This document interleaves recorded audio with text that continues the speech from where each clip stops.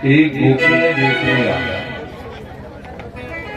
वो गोपी अपनी सखियों से जाकर के कहने लगी, अरे सखियों, आज हमारे जो प्राण वल्लभ है माता यशोदा के आंगन में नाच रहे थे। ये सुनकर के ये गोपियां योजना बनाने लगी कि कैसे हम गोविंद का दर्शन करें ज्यादा से ज्यादा। इन गोपियों ने किया क्या, इनकी जो सास है वो सास तो दही बेचने के लिए गई है और इन गोपियों ने माखन की मटकी उठा उठा करके आंगन में फेंका। माखन की मटकियां तोड़ने लगी और माखन की मटकियां जो तोड़ने लगी है, इनकी सास जो दही बेच करके आई है, अरे बहू ये माखन की मटकी किसने फोड़ी? बोले माता जी, यशोदा का लाला आया था, लाख हमारे मना करने के बाद भी माना नहीं, अरे माखन की मटकी फोड़ करके चला गया। अब इनकी सास जो दही बेच करके आई है थक चुकी है, कहने लगी जाओ माता यशोदा से शिकायत करके आओ।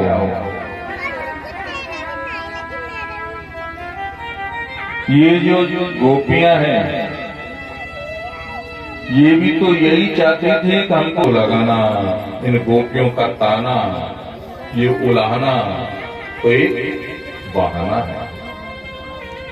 उलाहना देने के बहाने यानी शिकायत करने के बहाने से ज्यादा समय ये गोविंद का दर्शन करना चाहती हैं।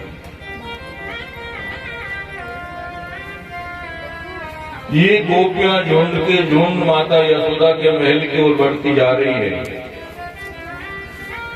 माता यशोदा जो घर का कार्य कर रही थी, आज इन नई नई गोपियों को अपने महल की ओर जो आते हुए देखा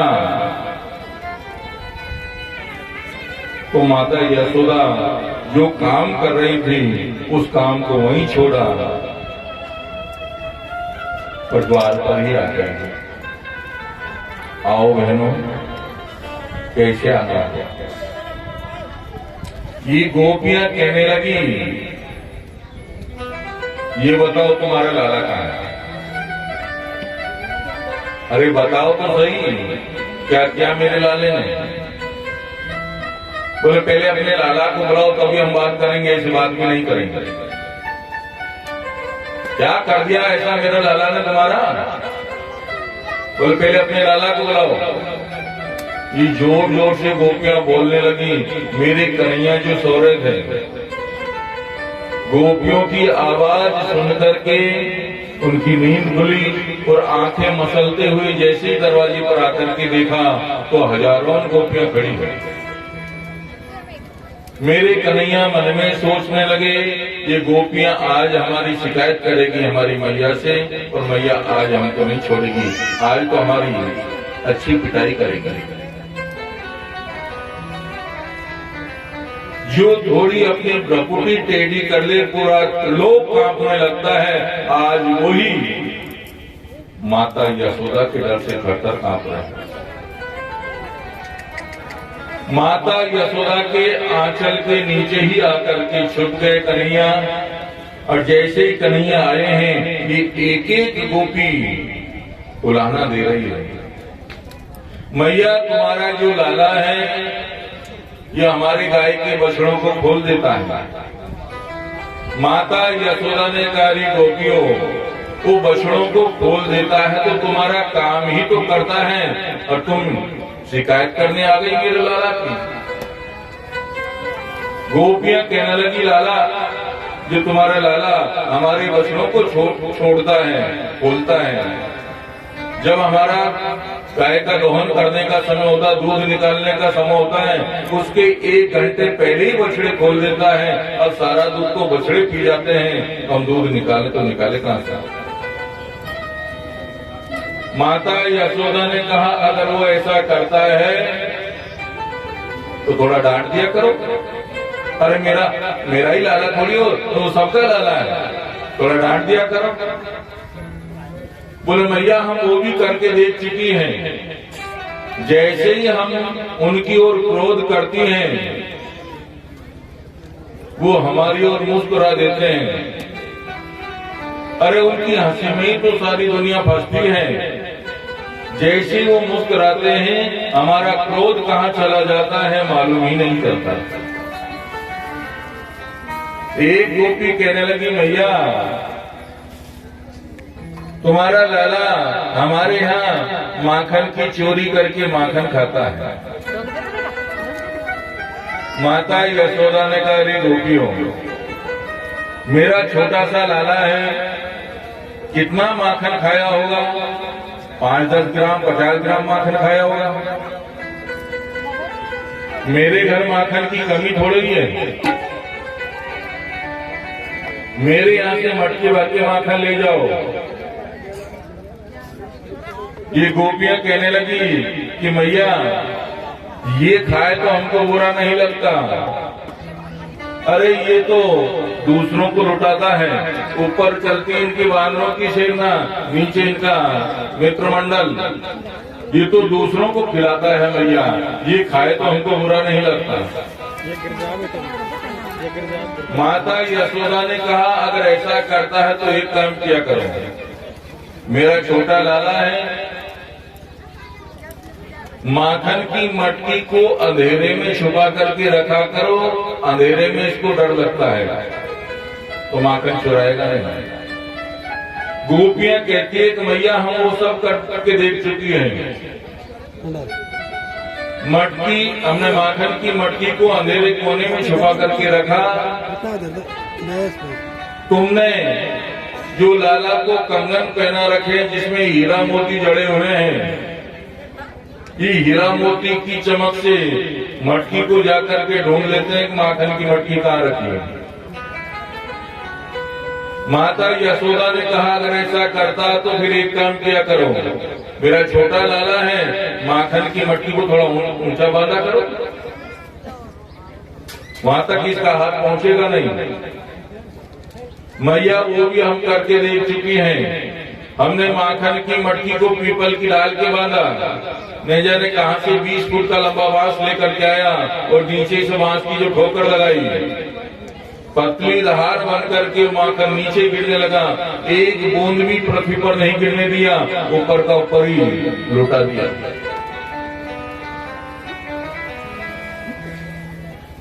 एक गोपी कहने लगी मैया मेरे साथ जो इसने किया है वो तो कहने में ही बड़ी शर्म आ रही है।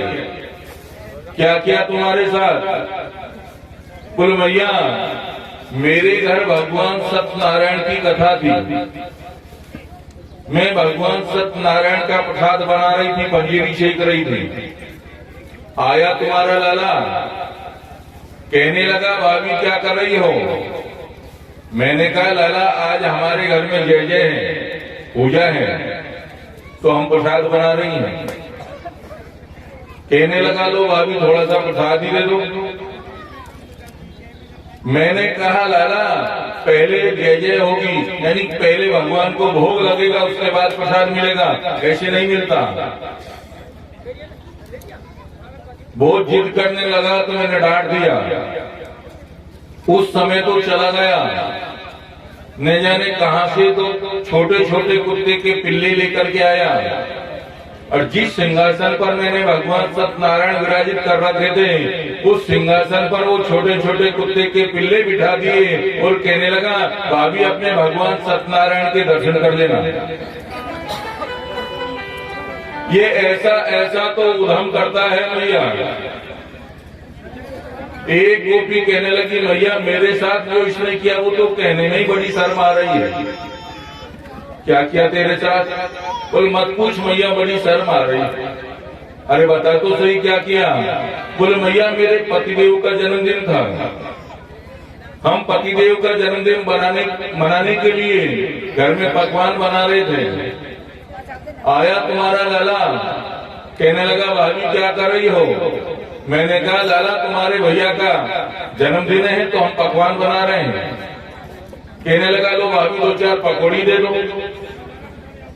मैंने कहा लाला पहले भगवान को भोग लगेगा, जय जय होगी, उसके बाद 2-4 पकौड़ी का पेट भर के खा लेना। बहुत जिद करने लगा, नहीं तुम तो अभी दे दो हमें। तो मैंने डांट दिया। तो मुझे चैलेंज दे करके गया कि भाभी आज तुमसे ही बात है। उस समय तो वो चला गया। हमने पतिदेव का जन्मदिन मनाया, भगवान को भोग लगाया, भोजन किया और सो गए। आधी रात के समय मेरे पतिदेव की नींद खुली, पानी पीने के लिए प्यास लगी थी। अब पतिदेव की नींद खुली, पानी पीने के लिए उठे तो उनकी दाढ़ी खिंचाई, मेरी चोटी खिंचाई। वो कहने लगा अरे मेरी दाढ़ी तो छोड़ो। मैंने कहा मेरी चोटी तो छोड़ो। जैसे तैसे प्रयास करके हमने दीपक जलाया। दीपक के प्रकाश में देखा किस समय तुम्हारा लाला मेरे पतिदेव की दाढ़ी और मेरी चोटी को बांध करके चला गया था, हमें मालूम ही नहीं चला। मैया ये ऐसा ऐसा तो उधम करता है, ये ताना, ये उल्हाना एक बहाना है। ये गोपियां ज्यादा से ज्यादा समय गोविंद का दर्शन करना चाहती है, इसलिए बात को घुमा घुमा करके कहती है। गोपियां चली जाती है। माता यशोदा बड़ी सुंदर सीख देती है कि लाला तू माखन की चोरी क्यों करता है? अरे हमारे घर में कोई माखन की कमी?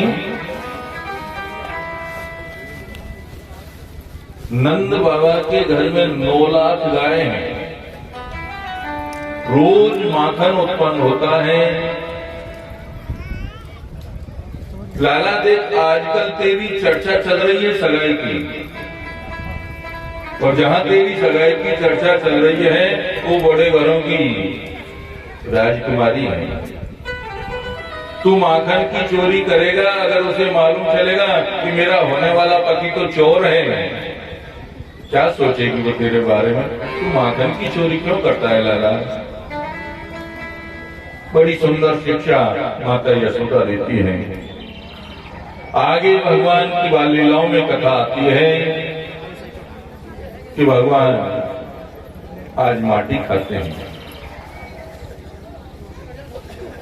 ब्रज रज खाई भगवान ने। तो सखाओं ने आकर के कहा मैया आज तो लाला ने माटी खाई।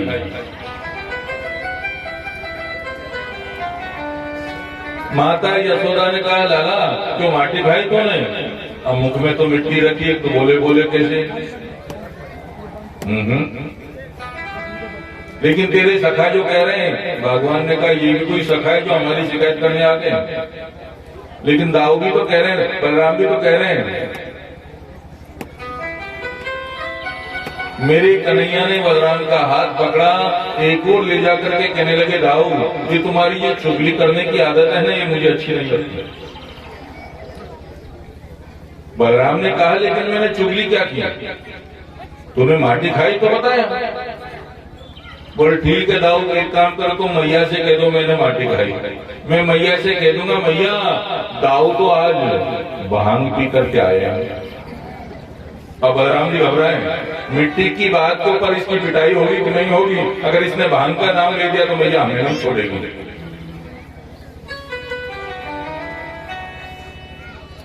और कन्हैया माता यशोदा के पास आकर के कहने लगे क्यों दाऊ मैंने माटी खाई? अब धमकी देकर गए कैसे कैसे कहां खाई? तो बलराम जी अपना बचाव करते हुए कहने लगे मैया ये तो सखा कह रहे थे, मुझे मालूम नहीं किसने माटी खाई कि नहीं खाई। माता यशोदा ने कहा मैं किसी की बात के ऊपर विश्वास नहीं करूंगी, चलो मुंह खोलो। और जैसे ही मेरे कन्हैया ने मुंह खोला, आज माता यशोदा को अपने मुख में पूरे ब्रह्मांड का दर्शन करा रहे हैं मेरे कन्हैया। पूरे ब्रह्मांड में जो 14 लोक है वो 14 लोक मेरे कन्हैया के मुख में ही दिखाई दे रहे हैं। 14 लोकों में जो ये